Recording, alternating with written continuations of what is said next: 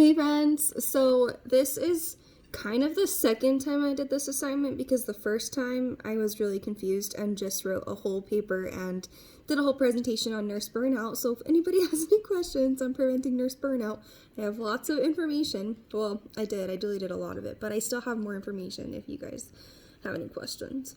But anyway, so I went along and I researched prostate cancer. So it was interesting. I learned that they don't necessarily recommend testing. It's more for just like a peace of mind kind of a thing. But if you do have it, there are things that they can do to help prevent it from spreading and help with treatment and stuff. So some of the things that they are seeing and like recommendations for testing, because they don't recommend that everybody gets tested. They recommend that if you're having like painful burning, urination, or ejaculation, and if there's blood in either of those, or erectile dysfunction, or having a hard time either starting or stopping urinating, or if you are going to the bathroom a lot, those would definitely be like some signs or symptoms that you should go be getting checked out. Or if somebody has like a family history, like their brother or their dad or cousin or something like that died because of prostate cancer, they definitely have a higher risk. Some other things that it could be caused by would be an increased hormone production, which isn't something that we're normally going to see. Like, we don't test a lot for that unless there's specific reasoning. So that one's a little bit harder to narrow down. It could be obesity.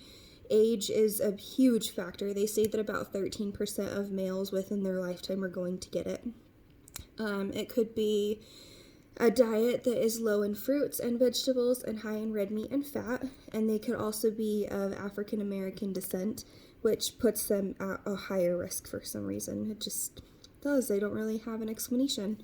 And then another thing that I thought was interesting was that they recommend testing from 55 to 69 years old. At the age of 70, they recommend not doing regular testing. There's my cat's tail.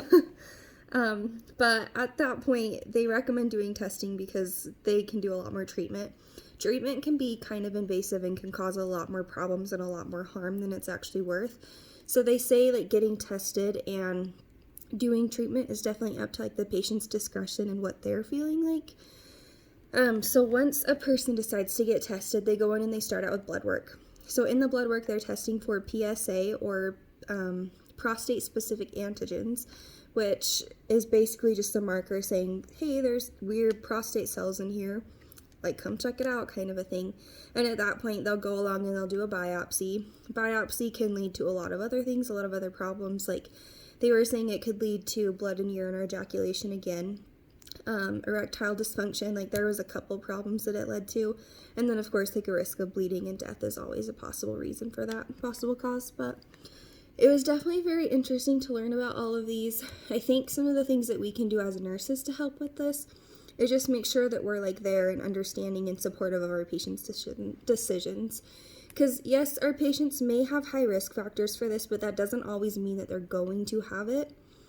There is a pretty decent sized chance that a lot of males will get it.